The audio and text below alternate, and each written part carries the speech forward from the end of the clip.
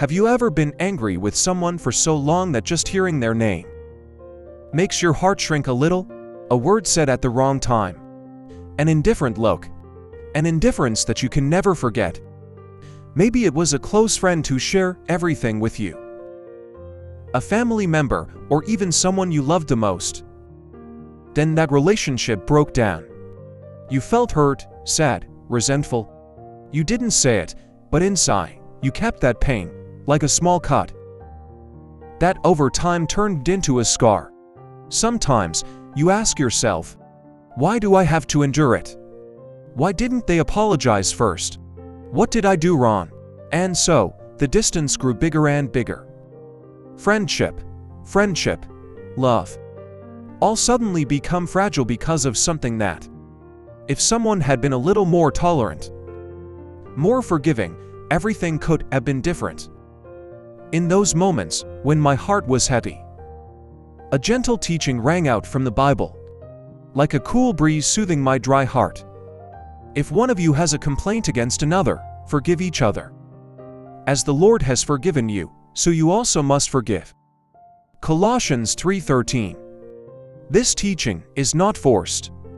No scolding, just a gentle reminder that we have also been forgiven, many times, with unconditional love.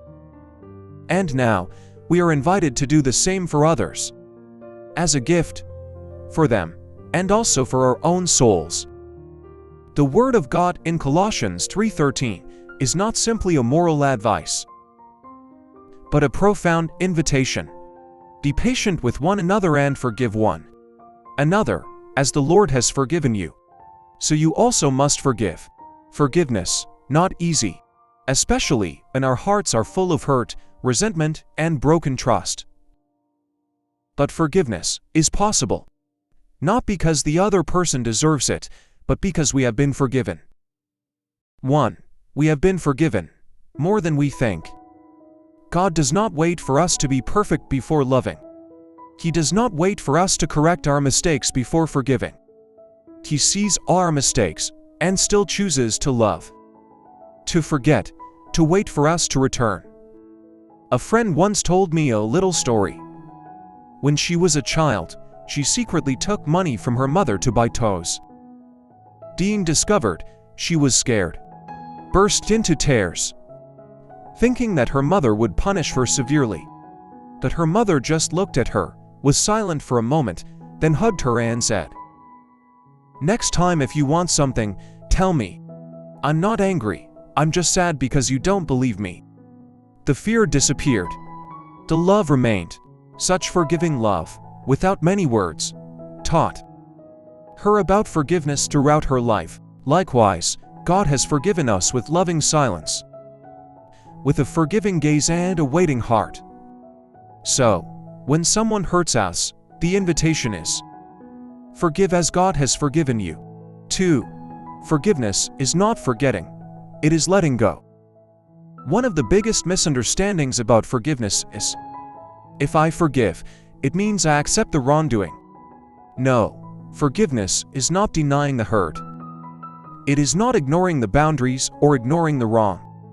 Forgiveness is choosing not to let that pain control us anymore. It is letting go of the burden of resentment so that your heart can be lighter. It is like carrying a heavy bag of rocks for a long time. Every time you think about the person who hurt you, you add another rock to that bag. Day after day, you are tired, exhausted. But you forget, you have the right to put that bag of rocks down. Forgiveness doesn't change the past, but it frees up the present. It gives you back peace, inner freedom, and a softer heart. 3. Forgiveness is a journey, not a moment. Sometimes forgiveness doesn't happen right away. Some pain takes time, tears, and growth. And that's okay. God doesn't force you to forgive when you're not ready. But He's there, patiently waiting for you to let go, little by little. A sister in my prayer group once shared, her husband had an affair, and when things fell apart, she thought she could never forgive. She prayed for months, but she was still angry, still hurt. One day, she happened to read this.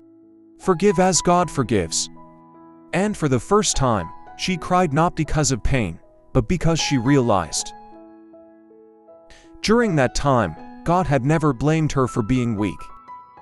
He just held her, day by day, so that she could learn to forgive, not for her husband, but for herself. Now, they are no longer husband and wife.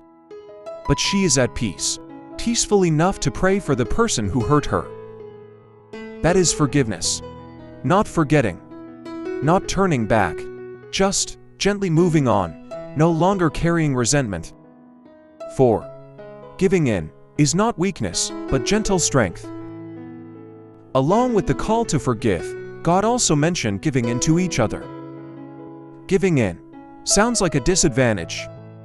In today's society, everyone is afraid of being inferior, afraid of being considered weak.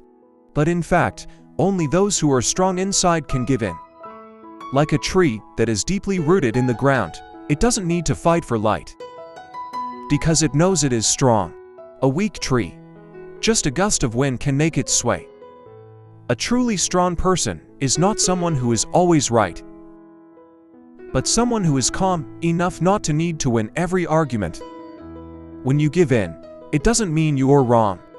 It means you have chosen to prioritize the relationship over your ego. Ego, if left unchecked, can destroy everything we have built with others. 5. Forgiveness is a gift you give yourself.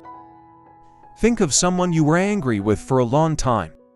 When you think of them, do you feel a pang in your heart? Are there nights when you toss and turn over something they said?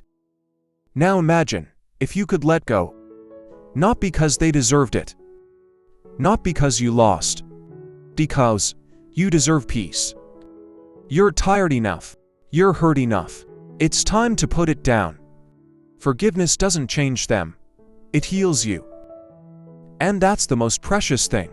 God doesn't call you to be strong and perfect. He just whispers, start with a prayer. Just a short sentence. Lord, I want to forgive. Please help me. And you'll find, day by day, your heart softens, lightens. There are wounds that are invisible to the naked eye, but silently bleed in the heart. A word that has not been healed. A cold look. A long silence between those who were once closest to us. We still live, still work, still laugh, but inside. Sometimes there are wordless sobs. And then, we tell ourselves, forget it. But in fact, it is not that we have forgotten. It is just that we do not know what to do with that pain anymore. Today's Word of God, as gentle as a gentle touch, reminds us. You do not need to keep the things that weigh down your heart. You can forgive. You can give in. Not because you are weak, but because you choose to love. Love. The way God loved you, when you did not understand anything about love. You know, forgiveness does not mean you lose. It means you are strong enough to not let that wound control you anymore. Giving in doesn't mean you are inferior. It means you are mature enough to hold on to things that are more important than your ego, peace, connection, humanity. You may not be able to mend every relationship. The other person may never apologize. But you can still choose the gentlest way for your own soul. Let go and move on. God doesn't need you to be perfect to love. He just needs you to put a hand on your heart and say, I'm tired. I want to forgive. I need peace. And He will be there, like a gentle father, holding your hand and moving on. A final message. If there is someone in your heart who has hurt you today, if you have been betrayed, abandoned, misunderstood, let God's words be a gentle kiss on your heart. Forgive, as I have forgiven you. No rush, no pressure, just a gentle reminder that you are not alone in your healing journey.